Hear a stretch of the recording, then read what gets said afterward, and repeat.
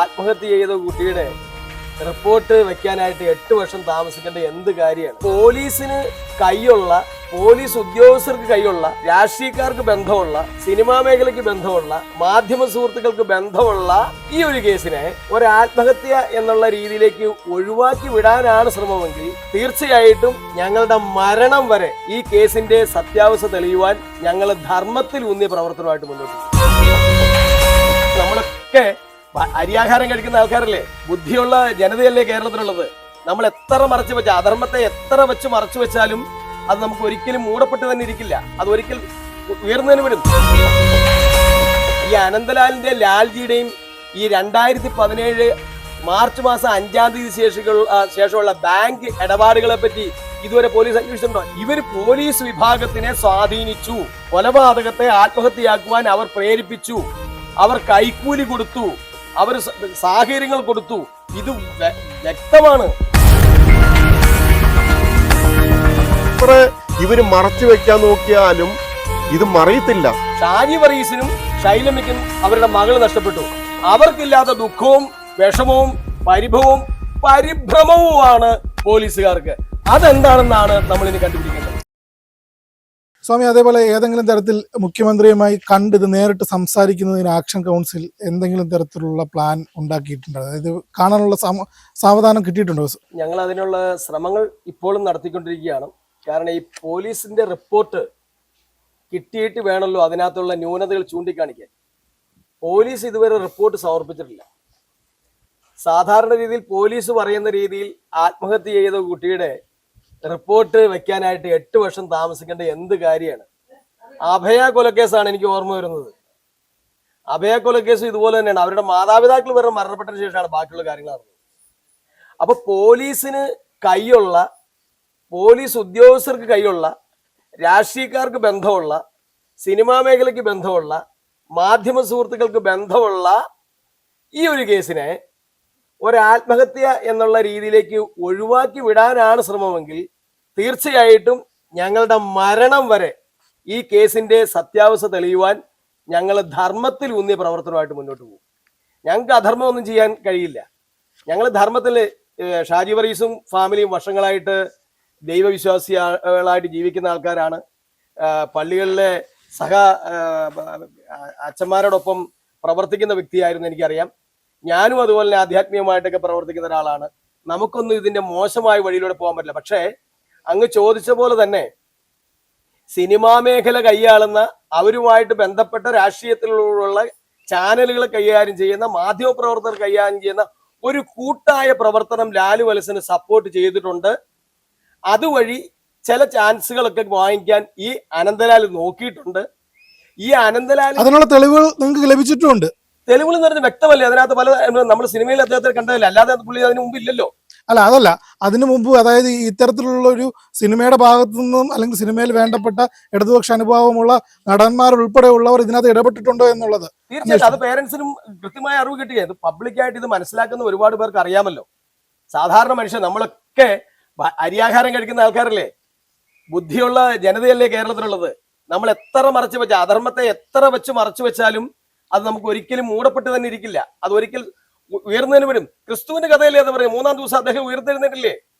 അവിടെ ധർമ്മമാണ് ജയിച്ചത്. അപ്പൊ ഞാൻ പറഞ്ഞു വന്നത്, ഈ പോലീസ് ഉദ്യോഗസ്ഥന്മാരുടെ ഈ പറയുന്ന ഈ പോലീസ് അന്വേഷിക്കുന്ന പോലെ തന്നെ പോലീസിന്റെ ഉയർന്ന ഉദ്യോഗസ്ഥന്മാർ അന്വേഷിക്കണം, അല്ലെങ്കിൽ ആഭ്യന്തര വകുപ്പിന് തലപ്പത്തിരിക്കുന്നവർ അന്വേഷിക്കേണ്ടത് ഈ അനന്തലാലിന്റെ ലാൽജിയുടെയും ഈ 2017 മാർച്ച് മാസം 5-ാം തീയതി ശേഷമുള്ള ബാങ്ക് ഇടപാടുകളെ പറ്റി ഇതുവരെ പോലീസ് അന്വേഷിച്ചിട്ടുണ്ടോ? ഞങ്ങൾക്ക് അന്വേഷിക്കണമെന്ന് ആഗ്രഹമുണ്ട്.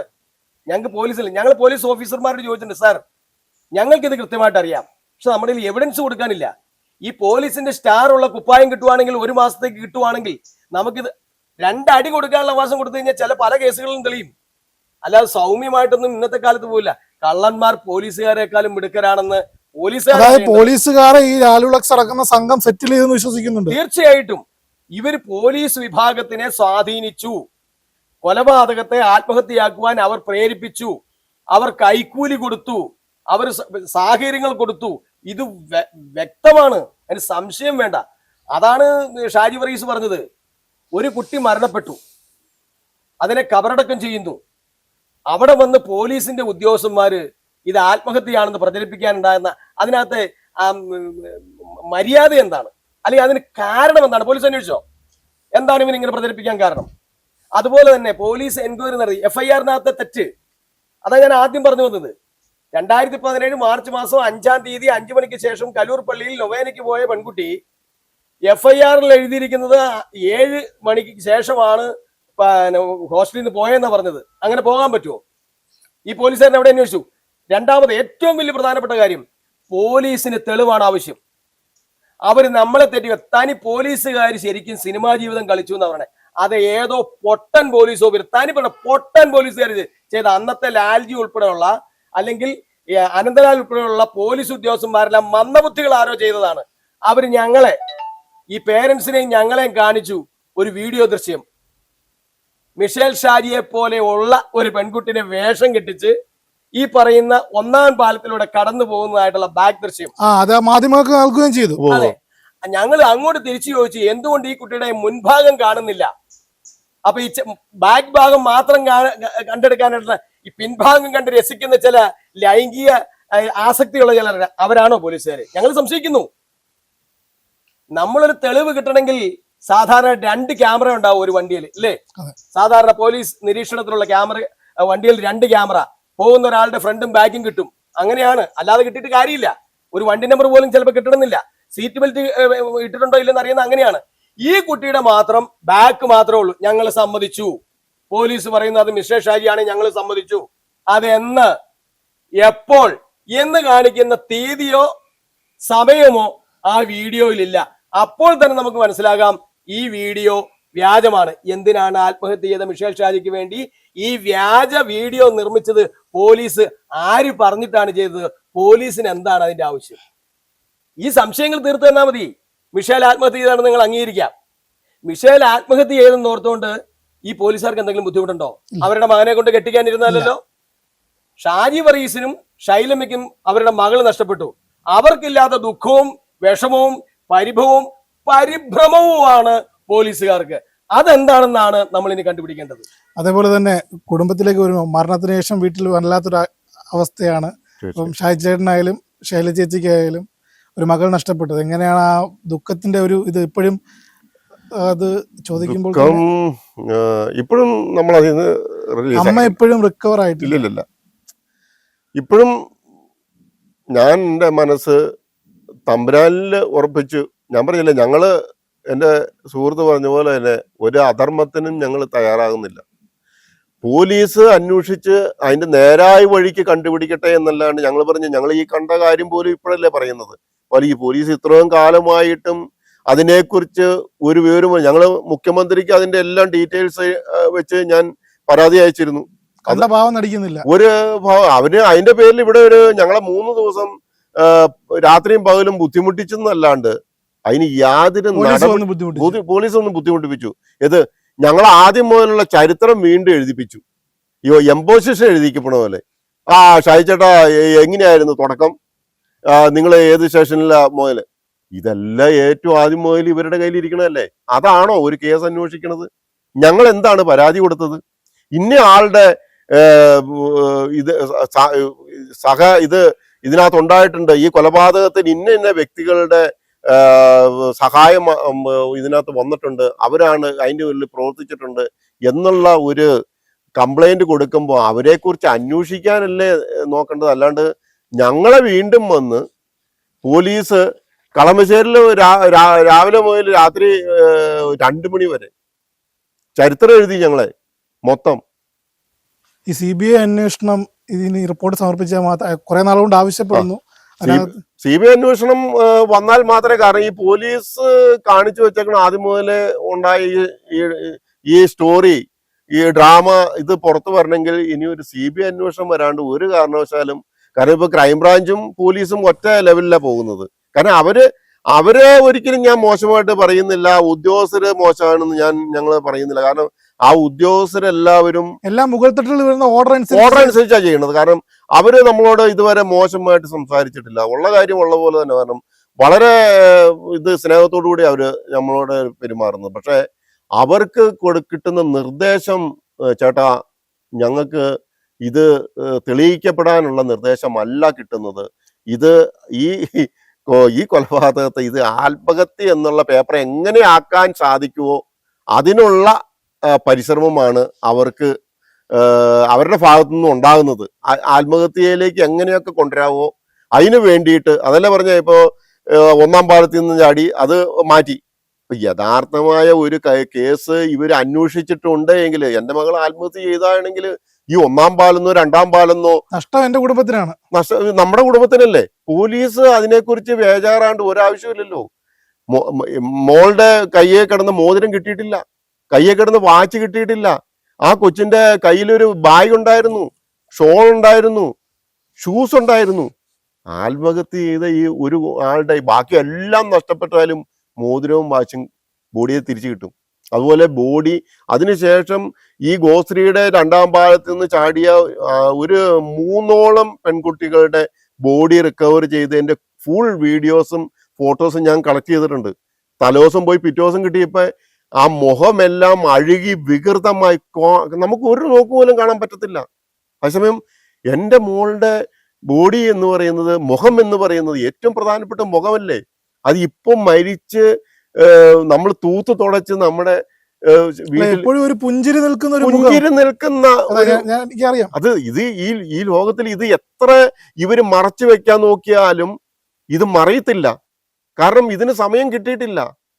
ഇത് വെള്ളത്തിലിട്ട് ഇനി മുക്കിപ്പൊക്കിയെടുത്തു. അതിനാണ് ഇവര് തലേദിവസം ഇത് പ്ലാസ്റ്റിക് കൂടിൽ പൊതിഞ്ഞ് കെട്ടി മുറുക്കി ഫ്രീസറിൽ പോലും വെക്കാണ്ട് വെച്ചത്. അപ്പോഴും ഇവര് ഉദ്ദേശിച്ചതുപോലെയുള്ള ഒരു അഴുക്ക് ഈ ശരീരത്തിനുണ്ടായില്ല. അതാണ് ഈ പോലീസിന് പറ്റിയ. ഇവര് എല്ലാ കഥയും റെഡിയാക്കി. എന്താണ്, തലേ ദിവസം ഇങ്ങനെ ഗോശ്രീ പാലത്തിലേക്ക് നടന്നു പോകുന്ന ഒരു ദൃശ്യം കൊണ്ടാക്കി ജനങ്ങളെ എല്ലാം അങ്ങ് പറ്റിക്കാൻ ശ്രമിച്ചു. പെട്ടെന്ന് മനോരമയിൽ വരികയാണ്. അപ്പോഴാണ് ഈ കേസ് ആദ്യമേ വളരെ ശക്തമായിട്ട് മുമ്പോട്ട് വന്നതാ. വളരെ എല്ലാ ചാനലുകളും അതിനെ വളരെ വേദനപൂർവ്വം എടുത്ത് ഇതൊരു കൊലപാതകമാണ് എന്നുള്ള രീതിയിൽ വളരെ കൃത്യമായിട്ട് പോകുമെന്ന് കണ്ടപ്പോഴത്തേക്കും പല പ്രമുഖന്മാരുടെ പേര് വന്നതോടുകൂടി ചാനലുകളും അങ്ങ് മങ്ങി.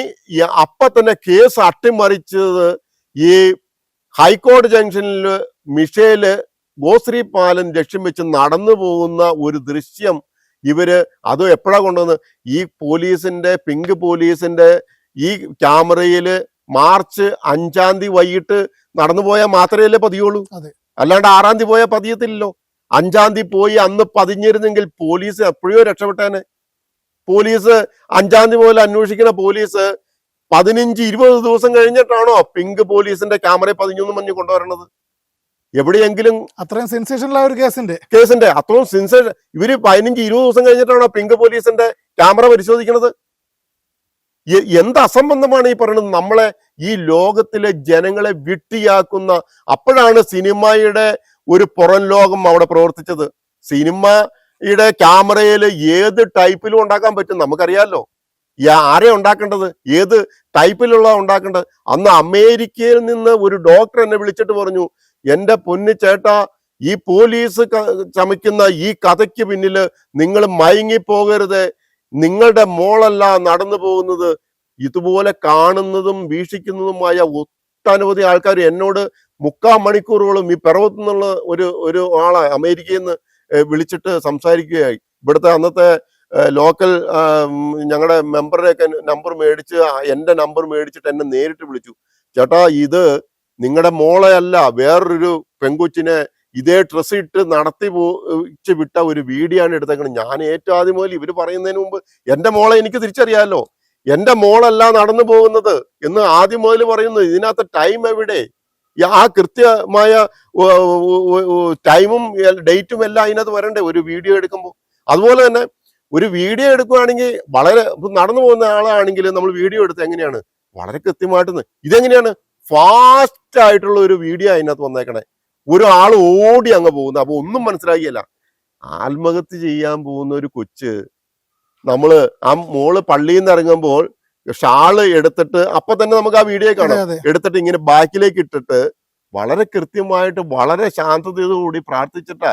അതായത് ഈ ക്രോണും ഈ സെന്റ് ലാലുലക്സും ഇവർ രണ്ടുപേരുടെ ചെന്ന് തട്ടിക്കൊണ്ടു പോയതാണെന്നൊരു സംശയം ഉണ്ടോ? അതിന് എന്തായാലും അവര് വന്നാൽ ഈ കൊച്ചിനെ പള്ളിയിൽ നിന്ന് തട്ടാൻ പറ്റത്തില്ല. അദ്ദേഹം പറഞ്ഞ് ഈ ലേഡിയുടെ സഹായം ഇവർ സ്വീകരിച്ചിട്ടുണ്ടാവും. അവരാണ് പശിലെ ഈ കൊച്ചിനെ ഇവരുടെ അടുത്ത് എത്തിക്കുന്നത്. അല്ലാണ്ട് വേറൊരാൾ വന്നാലോ ക്രോൺ വന്നാലോ, അപ്പൊ ഈ ക്രോൺ തലേദിവസം പോലും വിളിച്ചിട്ട് ഇവിടെ ഈ കോൾ അറ്റൻഡ് ചെയ്തിട്ടില്ലല്ലോ. അപ്പൊ അതാ പറഞ്ഞേ, ഈ കോൾ അറ്റൻഡ് മെസ്സേജ് അയച്ചിട്ടുണ്ട്, മെസ്സേജ് റീഡ് എന്നാണ് പോലീസ് പറയപ്പെടുന്നത്. അങ്ങനെയാണ് പറയുന്നത്. ഫോൺ തിരിച്ചു കിട്ടിയോ? ഫോൺ തിരിച്ചു കിട്ടിയിട്ടില്ല. ഫോണല്ലേ ഇവരുടെ കയ്യിലുണ്ടല്ലോ. ഇത് ഇവിടെ നിന്ന് പോയി എന്ന് പറയുന്നത് ഈ 6:15 ഈ പ്രതികളുടെ കയ്യിൽ കൊച്ചിന്റെ ഫോണും കൊച്ചിനെയും കിട്ടിയപ്പോ തന്നെ ഈ മൊബൈൽ സ്വിച്ച് ഓഫ് ആക്കി കളഞ്ഞു. കല്ലൂർ ടവറിൽ നിന്ന് മൊബൈൽ പിന്നെ സ്വിച്ച് ഓഫ് 6:20 ശേഷം. അപ്പോ നിമിഷം അവിടുന്ന് ശേഷം ഈ കൊച്ച് ഒരു വണ്ടിയെ കയറി കോസ്റ്റിലേക്ക് പോരാനുള്ള അവസരം കിട്ടിയിട്ടില്ല. അതിനു മുമ്പേ ഈ ലേഡിയുടെ സഹായത്താൽ കൊച്ചിനെ അവിടുന്ന് മാറ്റിയതിനു ശേഷം ഇവരുടെ കസ്റ്റഡിയിൽ കിട്ടിയതിനു ശേഷം ഫോൺ വാങ്ങിച്ചെടുത്തിട്ടുണ്ട്. ഫോൺ ഇവരുടെ കസ്റ്റഡിയിലുണ്ട്. ഈ കൊച്ചിന്റെ ബാഗ്, ഷാള് എല്ലാം ഇവരുടെ കസ്റ്റഡിയിൽ. അപ്പൊ ഈ ഷാള് തന്നെ ധരിപ്പിച്ചിട്ട് അതേ ഡ്രസ്സ് ഇടിയിപ്പിച്ച് ഒരാളുടെ ഷൂട്ട് ചെയ്യാനായിട്ട് ഇവർക്ക് യാതൊരു പ്രയാസവും ഇല്ല പിന്നീട്.